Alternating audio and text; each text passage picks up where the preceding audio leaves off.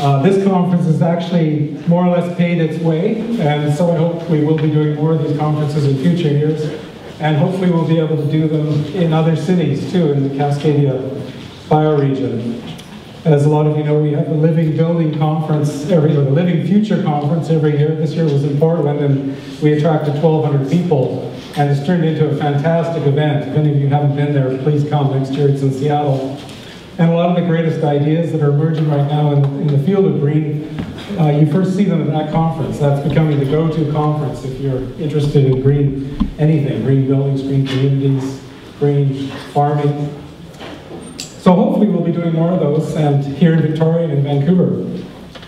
My job is to welcome Jason, but I have a few minutes to share some of the things that have been exciting me in the world of green, in particular eco-districts. The idea of an eco-district first emerged probably 4 years ago when a lot of us were working on living building projects and began to realize that it was really more economical to really deliver net zero water and net zero energy by tapping into neighborhood resources or district resources. So a lot of the projects that you see now coming forward actually utilize heat from adjacent buildings or coolness from adjacent buildings or fresh water from other buildings. So the idea essentially of living neighborhoods as opposed to living buildings began to emerge, and from it the notion of an eco-district. I'll walk through the presentation with you. The first slide is actually our beautiful green planet floating in outer space. And I wanted that slide to start with because really what we're talking about with eco-villages is how to save the planet, how to basically balance the flows, in particular the flows of carbon and methane and other greenhouse gases that are throwing our climate way off kilter right now. And looking for ways to do that, of course, has taxed some of the best minds alive on the planet today. And eco-districts and the kind of comprehensive approach that is being developed around them offers one of the solutions to the problem. There it is, the spiked chart of carbon dioxide levels, and the same thing could be done for all the other greenhouse gases. They've spiked dramatically in the last 50 years. This chart shows gases at around 280 parts per million at around 1900, and they spiked up to 370 parts per million at 2000, and they've now gone up another 20 in the last 10 years. We're at 391 roughly. So the rate of acceleration of buildup of carbon in the atmosphere is frankly terrifying at this moment in human history. We passed 393 parts per million in 2011. We're on our way, according to most of the climate models, towards a global warming of somewhere between 2.5 and 4.5 degrees Celsius. 2 degrees Celsius is thought to be the kind of tipping point beyond which we lose the polar ice caps. So right now the outlook is scary, unless we do something. To add to the problem, of course, our population is growing dramatically, so the human footprint is working seemingly against us as more and more people on the planet. We just crossed the 7 billion mark. We're going to cross the 9 billion mark perhaps by 2050. We may even get to 10 billion before the century's out. Hard to predict. Agriculture now uses 40% of Earth's land area. That's an area the size of South America and Africa put together. And it's the 40 best percent of the land. It's the 40% of Earth's surface that's actually very productive that we're using for agriculture. We're also using half the available fresh water. That's every river and lake on the planet. We're using half of it. Most of that for agriculture, but about 30% of it for all of our other uses. This map shows you the extent of croplands on the planet right now. Croplands are the breadbasket. That's what keeps us alive. And essentially every really good place where you can plant something, it's already been planted. And those areas that are, I got this to work. Here we go. Those areas that aren't planted for cropland are actually being used for grazing. This is a map that shows the extent of grazing on the surface of the Earth right now. So you can kind of see the offset between cropland areas, say in Europe, and grazing areas. I'll just see if I can get this to work. There we go. Here's the intense grazing areas, and then these light green areas that aren't so intensely used for grazing are actually intensely used for crops. So virtually the entire Eurasian landmass, except for the desert area in Tibet, is being used for agriculture. And all of the subcontinent, all of Southeast Asia, most of Africa, south of the Sahara, most of South America, and really all of the good part of Canada and the United States is being used for agriculture. All the good land is used. If it's not used for crops, it's used for pasture. So the carbon cycle, which we have to somehow come to terms with, has actually become a carbon cycle that involves really agriculture and the food cycle. It's become a human carbon cycle. The ecology of the earth has shifted now from one that involved the atmosphere and the oceans and the forest to one that heavily involves the whole food system of humanity. This diagram sort of presents that in a fairly schematic way. You see, it presents it from the point of view of the entire system, from the whole point of view of the whole planet, the scale of the whole planet, and it presents carbon flows really from the point of view of the atmosphere. So what you see essentially is the atmosphere here with carbon flowing into it at the rate of 8.3 billion tons a year from the burning of fossil fuels. An absolutely terrifying amount of carbon, and that's just carbon. You multiply it by 3.5 to get into carbon dioxide, so that's about 30 billion tons of carbon dioxide flowing into the atmosphere every year. And against that, there seems to be some absorption, about 500 million tons into what's left of our forests, and perhaps around 1.4 billion tons. It's an uncertain number. All these numbers are very uncertain. They're very hard to estimate. But roughly 1.4 billion tons are going through surface transpiration from the Southern Ocean into the atmosphere. 13 billion tons is absorbed into all the crops that we're growing every year, and that enormous amount of carbon then finds its way into our food system, either directly when people eat fruits and vegetables or indirectly when they eat animal products. And if you trace the flow of carbon through that whole system, it gets a little complicated because animals and people respirate a lot of the carbon that they consume, but they also expel it into their sewage. So you follow the carbon down, it eventually ends up in sewage, where again, a bunch of it goes back out into the atmosphere, but a bunch of it gets basically stored into topsoil and lake beds and ocean sediment. The net effect of all of this is that the atmosphere sees a bunch of carbon coming in from fossil fuel burning and from essentially oxidation and respiration from the food system and the animals on the planet. And the atmosphere absorbs about 3.4 billion tons of carbon every year. Fortunately, population growth will increase carbon capture. Population growth will increase our carbon capture naturally, so that's something that's working on our side as the population does grow. And additional carbon can perhaps be captured by using livestock and crop waste for energy. And conservation, wind and solar can perhaps do the rest to balance the carbon cycle. That's the kind of optimistic hope that we're all working towards. The current picture, if you want, of the carbon cycle on planet Earth, which basically involves 8.3 billion tons of carbon, shows it being absorbed primarily into the atmosphere, creating global warming, but also a certain amount absorbed into the sewage that animals and humans produce, and a certain amount into the ocean and into the forest. And then this chart on the next slide here shows what could be done if we do create a living future. So this would be a carbon cycle that might come into being, say, in 50 or 100 years, and it would involve kind of the intense uptake of all the greening strategies that we have available. So we would see 1.4 billion tons of sewage, thanks to the 9 or 10 billion people living here, being essentially absorbed into lakes and topsoil and ocean. And then an increase in the amount of absorption in forests, say from around 500 million tons to perhaps 0.7 billion tons, due to the greening of cities and the adoption of or reforestation of parts of the surface that are currently used for grazing. So that's really what we talk about when we talk about greening cities and creating green neighborhoods, living cities. eco-neighborhoods, we're talking about increasing the amount of carbon uptake that the urban fabric can do every year.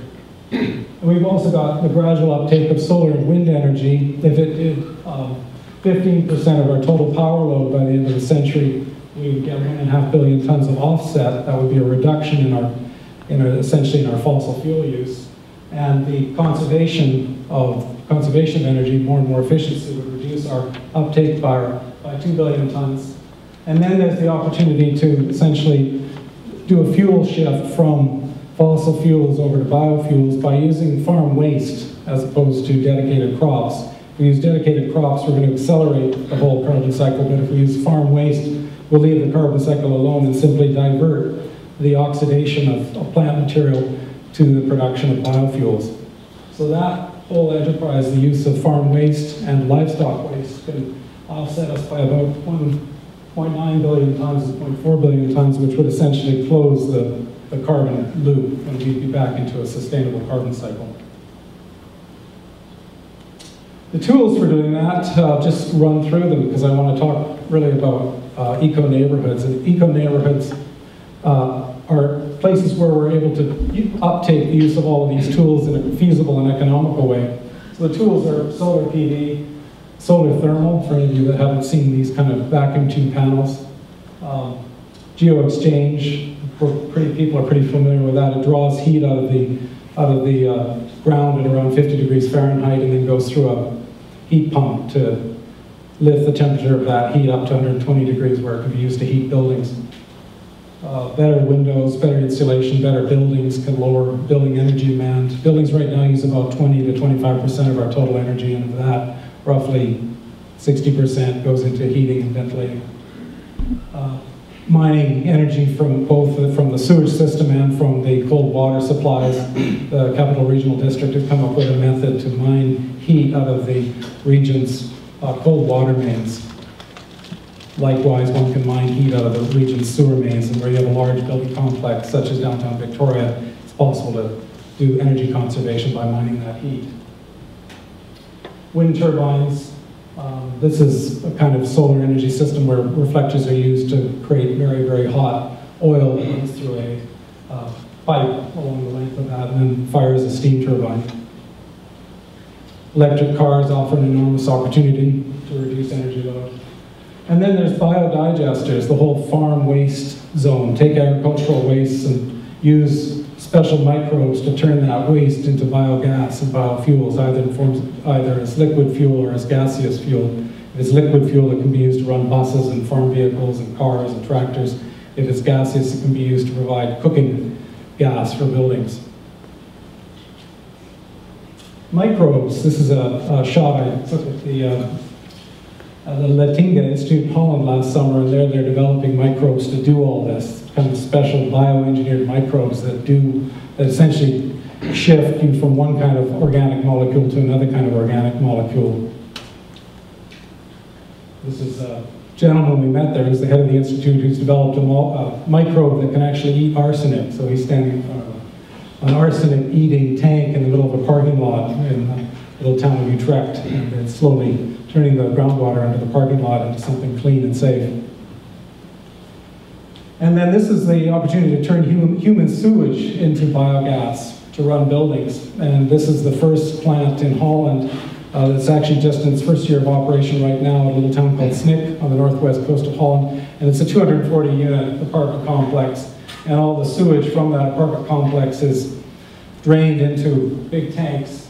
And the microbes then turn that sewage into gas, which is then piped back into the buildings to run the stoves and provide the hot water heating.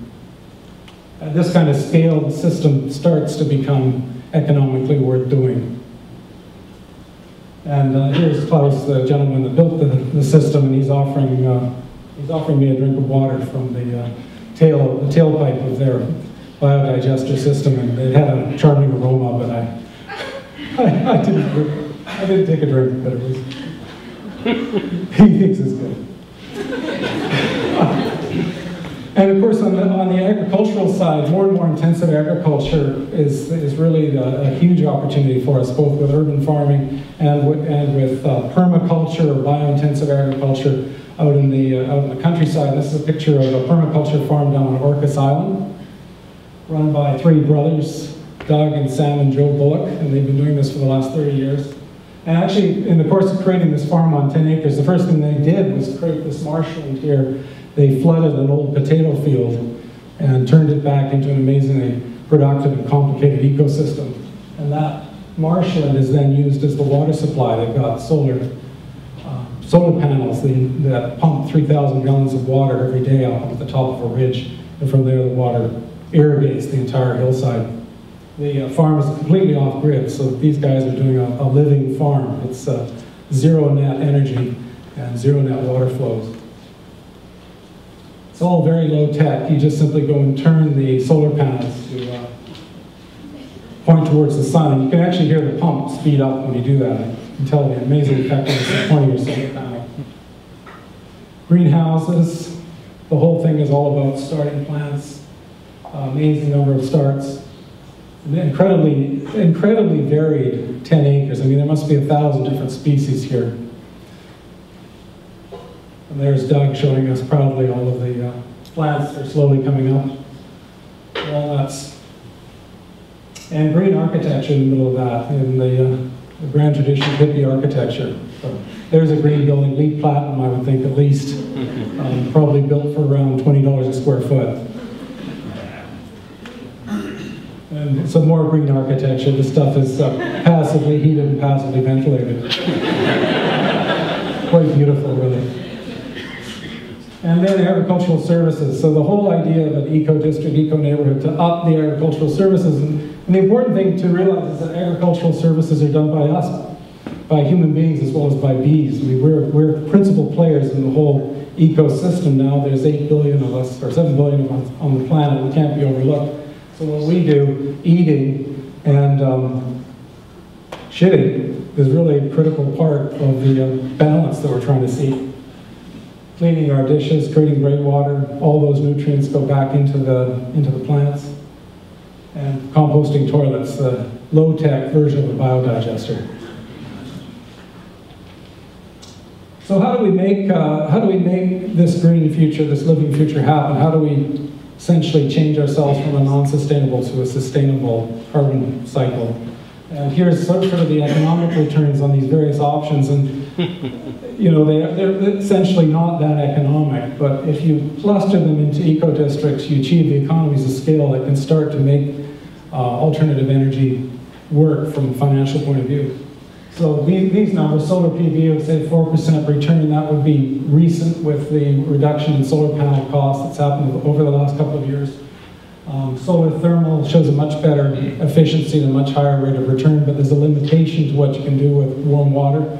It really has to be on the roof of the building, close to where you're going to use it, and it only happens in the summer. So it's got a very limited application. It works for domestic hot water in our climate, but not that much for space heating. GeoExchange is a good complement with it. The GeoExchange can store the heat that you're getting off the roof and pull it out again in the winter. So you store the heat that you get in the summer and pull it out in the winter. So the two different technologies are well adapted to going together. Better insulation of windows, obviously very high rate of return if you're doing new construction, but not a very high rate for retrofits, for building retrofits. Sewage heat harvesting, that's what we looked at. They did that at the Olympic Village, 8% rough rate of return on that. 8.5, 9 for solar thermal. Biogas, perhaps somewhere around 10% if it's done at the large scale that we saw at SNCC. So that's the kind of hope for eco-neighborhoods. And here's a vision of an eco-neighborhood developed for Portland. Portland's taking this whole thing on with great enthusiasm. The mayor's behind eco-villages. They're putting government money into developing the concepts. And this illustration was done last year for a scheme by Sierra Architects in Portland. And essentially it's the idea of putting all of these systems together in one place and doing them at a scale that, say, of 300 or 400 housing units where they suddenly become affordable and where you can have a full-time maintenance and engineering department to maintain these systems, and the residents pay for them simply through their utility bills. Same concept at Lloyd Crossing in Portland. This is another scheme by Sierra Architects. And you can see the load sharing between the buildings. These underground pipes are essentially sharing heat between buildings that supply heat and buildings that need heat. And they're also capturing the waste from those buildings and delivering warmth back to the buildings and gas back to the buildings. There's also an opportunity to capture the solid waste from buildings and use it for recycling. This is a wonderful presentation. These are some slides from the Planning Commission for Washington, D.C., and these have been just developed in the last few months. President Obama has decreed that Washington, D.C. will become an eco-neighborhood and put the full force of the U.S. federal government behind this, and they've got a team of engineers developing a scheme to turn the capital district of Washington, D.C. into an eco-neighborhood. And it's absolutely wonderful because they're going to change an asphalt and concrete sort of brutalist neighborhood built in the 60s and 70s into really a very livable area with people brought back into the heart of downtown Washington, D.C. With trees and completely transformed climate. They're doing, again, major sewer pipes that will provide connections between the buildings to provide biogas and waste recovery at a district scale. Stormwater, rainwater is getting harvested and will be stored in these, essentially in these old underground freeways with these big tanks. The water will be used for irrigation. That will be what greens the neighborhood. And then these are a couple of images, and Jason's going to look at them some more here in a moment, of the Living Future competition, the Living Cities design competition that the Cascadia and ILFI just did over the last 2 years and got entries from all over the world. And this was an entry from Paris, and you can see kind of a vision of the living city of the year 2100 and what it really looks like. We've finally rebalanced our carbon cycle. We planted 1 million trees. We've turned the downtown into a walkable zone, walkable neighborhood. It'd be a really wonderful place to live. And this is an image that Skidmore's Owings and Merrill, a big firm from the States, did of Beijing in the year 2100 with all of the streets basically turned into parks. So with that, I'm going to leave it. The last thing is an image of us folks, and what we've got to do. And my daughter's in the picture, and we're all gardeners. I guess the message I wanted to say was that we're all gardeners here on planet Earth. We have to treat our planet as a garden, and so each of us has our role to play. Thank you very much.